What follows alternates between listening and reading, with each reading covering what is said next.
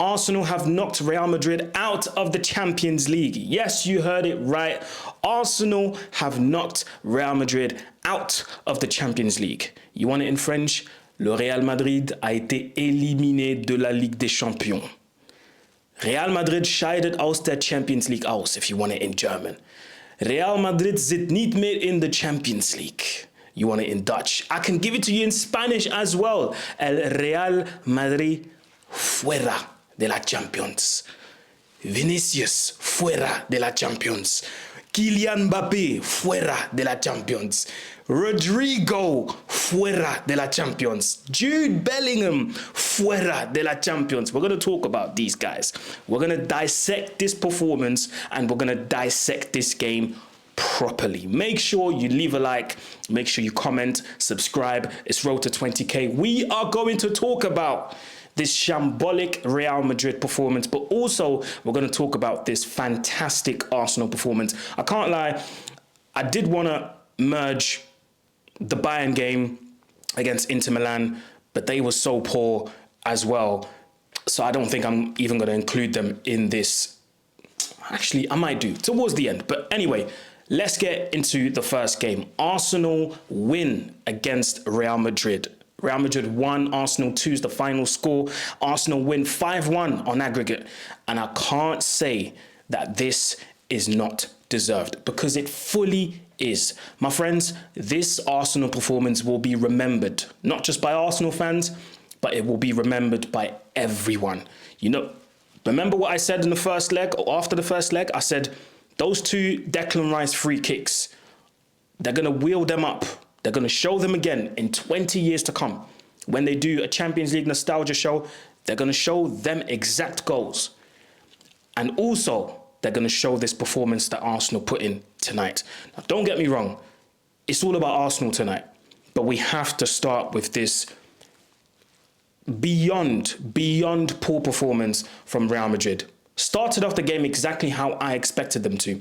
Very aggressive, sometimes a bit too aggressive. The tackles that were put in, sometimes I was like, ooh, I don't know, you know. Rudiger got away with one there when he stomped on Miles Lewis-Skelly. Alaba with that tackle on Saka in the first leg. Now, in the first half, I should say, I've got nothing against letting your opponent know that you're there, because that's what every manager tells their players.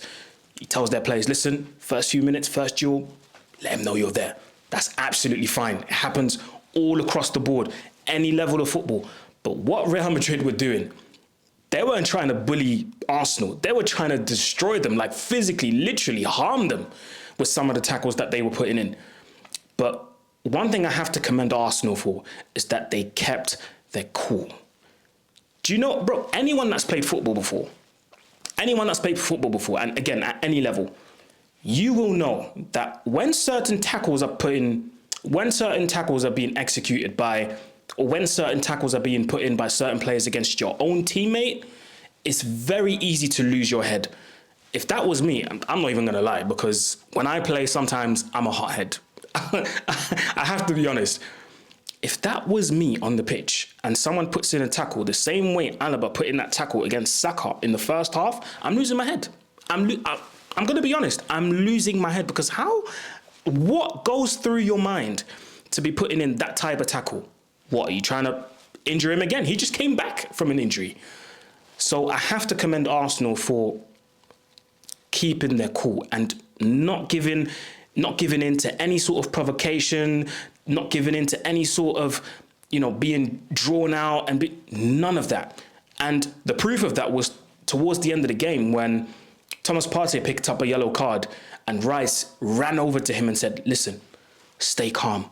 We've got this. It's done. It's finished. You don't need to do anything else. And I've got to commend Arsenal for staying calm throughout the whole game. Of course, when a tackle was being put in and you're on the receiving end of it and it's a bit of a harsh tackle, of course you're going to run to the ref and say, referee, come on, this can't be happening. But it's also very easy to lose your head, like I said. But I haven't seen any of it from Arsenal, apart from that Thomas Partey thing towards the end. So credit to Arsenal for the mentality. The mentality. Real Madrid were being seen as these mentality monsters, but the only mentality monsters that I saw on the pitch were Arsenal, you know? Now we've got to talk about the penalty. At the time when it happened, I said, listen, Bukayo Saka, fantastic goal, but we'll get to the goal in a minute. Why on earth would you Panenka it? Why on earth would you try a Panenka? Because you're 3-0 up. You're away from home. The only thing you have to do is just wrap your foot around that ball. Word to Uncle Odion Igalo. In that position, I just have to smash it. Word to Igalo. That's all he had to do. But I don't know. I don't know if he was thinking about the headlines already, and that Panenka was awful, I have to say. And it was a good save and very attentive from Courtois to be following up with his left hand, because he was diving towards the right side already. And it easily could have gone in because he was on the floor already. But for him to follow up with his left hand as well, that was a really good save. And that proves why he's one of the best goalkeepers in the world, really and truly. So yeah, you know, the penalty was missed by Saka. And at that moment, you're thinking, ooh, if Madrid capitalize on that and they go ahead and score on the other end, this game could turn completely on its head. But this is where my criticism comes in. Real Madrid didn't capitalize on anything. Real Madrid, footballing wise, that was one of the poorest performances. In fact, one of the worst performances I have seen. Technically, it was, and I'm being nice, it was a 3 out of 10. Positionally, again, it was awful. At some points, if you felt like they didn't even understand each other, especially up front. Jude Bellingham, Vinicius, Kylian Mbappe, Rodrigo, those four are meant to strike fear into some teams, but not against Arsenal. Arsenal weren't scared of them. What? Scared for what? Scared of who? A lot of people were talking about Vinny and Kylian Mbappe being in the running for the Ballon d'Or. I don't think so. I don't think so. Now listen, in terms of numbers, yes, Mbappe's got the numbers, and I know last time we spoke about him equaling Cristiano Ronaldo's goal tally in his first season, back when Ronaldo was playing for Madrid, or back when Ronaldo joined Real Madrid in 2009. But you look at the performances from Kylian Mbappe, they are not backing up those stats. I'm telling you. I am telling you, Ballon d'Or conversations, you've got to take Vinny out of that, take Mbappe out of that. Because no, that cannot run. Now, of course, Real Madrid are going to do what Real Madrid do and probably sack Carlo Ancelotti at the end of the season and tell him, or kindly tell him to leave. But these players have to take a deep look in the mirror and really question whether they gave it their all tonight against Arsenal. Because Arsenal really and truly didn't even have to come out. They didn't have to get out of gear 1, gear 2. They didn't have to, and they still scored twice. And they missed a penalty, so it could have been 3. And if it wasn't for Saliba's mistake, who knows? It could have been 2-0, 3-0, maybe more, 4. And speaking of the mistake that Saliba made, you know, you can give him a blie because he had a monster performance. Monster performance from William Saliba. Hey, listen, I'm not trying to insinuate anything, but I think a certain president was taking notes. So, Arsenal, if you get a phone call in the summer, you know who it is. You know who it is. But that was an absolutely outstanding performance from William Saliba. Some of the blocks that he was putting in. I'm thinking of the first one that comes into my head is the chance that Vinny had. He's being put through by Endrick. Saliba is running back for his life and puts in that tackle, and you could see the way they were celebrating it like it was a goal. It meant something to them. Back to the front three. Rodrigo. I've always said, listen, I've given him his flowers at certain points, and I said, it feels like sometimes he's the forgotten man. Well, he was really the forgotten man today, because out of Vinny, Mbappe, and Rodrigo, he was probably the worst out of the 3. He was the worst out of the 3, man. Kylian Mbappe. Is this how you want to be remembered at Real Madrid? Now, Performance-wise, I've already said what I said, but when it comes to the actual play, the gameplay, Mbappe is trying to do too much. And this is something that Mbappe has been doing at PSG. He does it for France, and he's doing it for Real Madrid now. When the going gets tough, he wants to do too much, and he wants to do any and everything at the same time. He wants to be a midfielder, he wants to be a winger, he wants to be the striker, he wants to do everything. Sometimes just know your place. I would rather Mbappe stayed in the box or in and around the box, waits for balls to come to him or being played into him, pop it off to someone else, then move, make a run in behind. He was everywhere but in the box. That's how I felt. Mbappe was everywhere but in the box. So that performance from the front three, Vinny, you know what? I'm actually going to, give him a slight little blight, even though that performance was horrible as well. I'm going to give him a slight blight because at least, he presses to cause that Saliba mistake and he scores the goal. But the fact that this was the only way that Madrid was dangerous tells you everything you need to know. It tells you everything you need to know. I think these players have too much freedom. They need someone to come in and coach them properly. No disrespect to Carlo. But they're going to need someone to tell him or to tell them, you need to run here, you need to run there, and you guys have heard my views on these type of coaches. I think it's ruining football. But the way these guys are playing, just doing whatever they want, or being given the license to do whatever they want, they think they're untouchable. And this is the result. Honestly, man, Real Madrid, that was quarterfinals of the Champions League and you're the holders. Yeah, no. That can't run. And Real Madrid, if they're upset, they're gonna have a very good reason to be upset. A very good one. Now Arsenal are in the Champions League semi-final, and it is, like I said, nothing but deserved. They fully deserve this. Fully deserve this. I've already mentioned Saliba, Miles Lewis Skelly. This kid, what is he, 17, 18? Come on, man. Put some respect on his name. And this is why I defended him when those weird things were being said about him in the media, in the British media, ironically, about him. I said, this kid's got massive amounts of confidence. Why not praise him for that? Why not? Is this not the whole thing that we're talking about? We keep talking about confidence. He doesn't have confidence. This player's not doing well because he doesn't have confidence. Then the kid comes around, like Miles Lewis Skelly, shows confidence, mixes it with arrogance, shows the results. The results back up the behavior, but then we're criticizing him. I don't get it.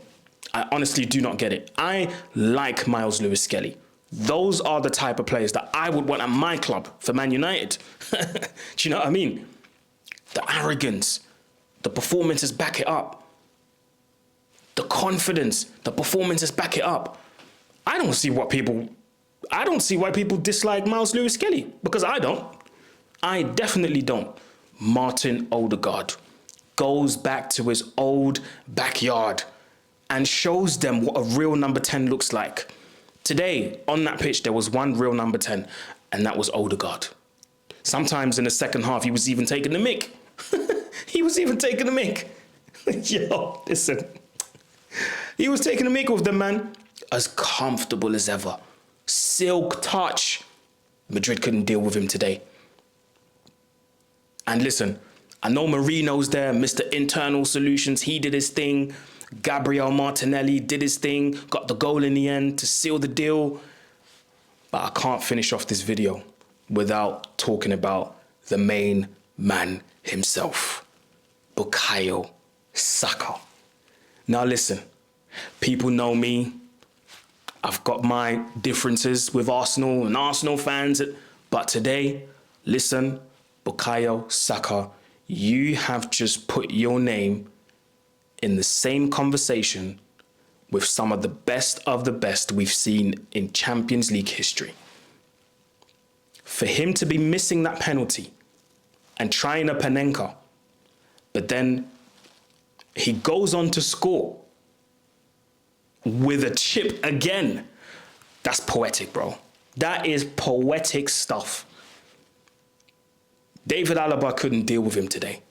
David Alaba had to put in the most aggressive tackle to try and stop Saka. He was amazing today. The decision making. You know what I love the most about Saka? What I love the most about Bukayo Saka is his decision making. It's like he makes the right decision at the right time 8, 9 times out of 10. And the one time might be that penalty that he missed. In the first half, receives the ball on the right-hand side, cuts in, waits. He knows Alaba's going to dive in. Alaba dives in into no man's land. He's tackling air at this point. Saka waits, shifts it a tiny bit more, takes the shot. Good save by Courtois. The goal that he scored, I just want you to picture the intelligence and the IQ. Because really and truly, he could have passed the ball to Odegaard and just went, okay, let me stay on the right. Like Arteta always tells me to. He said, nah, let me shift the ball to Odegaard. Let me move inside. We ain't got no striker. You know what? Yes, I can move in there. And the run, timed perfectly. Perfectly weighted pass by Mr. Internal Solutions, Mikel Merino. And the chip. And bro, listen, he chipped one of the best goalkeepers in the world, you know. I don't know if people understand or realize this. One of the best goalkeepers in this business. Bukayo Saka just went, there you go. Have that chip. Yep. Outstanding performance. Overall, Arsenal today as a team, as a unit as well, defending very, very well. They went with a mission over there to not concede a goal. And again, the only goal they conceded was because of a silly mistake, because there was no communication. But again, that was all Madrid had to offer. They had to wait for a mistake from Arsenal in order for them to score. Honestly, man, Arsenal, that's what we love to see. And now they've got a very interesting matchup against Paris Saint-Germain in the semi-finals. And I cannot wait to see that, because both teams are going to be at their best. And that's what I'm waiting for. That's what I'm looking forward to. Listen, I'm not even going to include this Bayern Munich game. At this point, I'll be honest, I don't care. I don't care.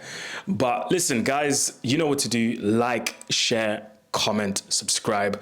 If you made it till the end of this video, go in the comment section and type in Madrid fuera. F-U-E-R-A. Fuera means out. So Madrid fuera in the comment section. That's how I know you made it till the end. Listen, like, share, comment, subscribe. It's road to 20K, and I'll see you soon, people. Peace.